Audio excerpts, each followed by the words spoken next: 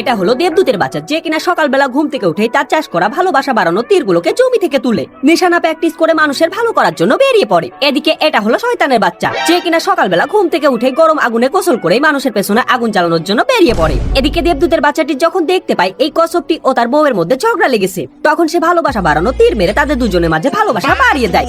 এদিকে এই কাঠবিড়ালটি আজ তার গার্লফ্রেন্ডকে বাড়ি থেকে ভাগিয়ে নিয়ে বিয়ে করবে, তাই সে চুপি চুপি তার গার্লফ্রেন্ডকে বাড়ি থেকে নিয়ে যেতে এসেছে। কিন্তু শয়তানের বাচ্চাটি যখনই বিষয়টিকে দেখতে পায়, তখন সে লুকিয়ে কাঠবিড়ালটির মুখে লিপস্টিকের দাগ লাগিয়ে দেয়, যার কারণে তার গার্লফ্রেন্ড তাকে প্লে বয় ভেবে তার সঙ্গে যেতে রাজি হয় না। তবে বিষয়টিকে দেখতে পেয়ে দেবদূতের বাচ্চাটি দ্রুত তীর মেরে আবার তাদের মাঝে ভালোবাসা বাড়িয়ে দেয়। এজন্য এই শয়তানের বাচ্চাটির অনেক রাগ হয় এবং সে দেবদূতের বাচ্চাটিকে মারতে শুরু করে। তবে দেবদূতের বাচ্চাটি বুদ্ধি করে তার ধনুক দিয়ে শয়তানের বাচ্চাটির লেজটিকে তীর বানিয়ে দূরে সরিয়ে দেয়। এরপর এই দেবদূতের বাচ্চাটি এই শয়তানের বাচ্চাটিকেও ভালোবাসার তীর মেরে দেয়, যার কারণে এই শয়তানের বাচ্চাটির মধ্যে ভালোবাসা বেড়ে যায় এবং সে কাঠবিড়ালটির গার্লফ্রেন্ডকে ভালোবেসে তাকে ধরে নিয়ে বিয়ে করতে চলে যায়।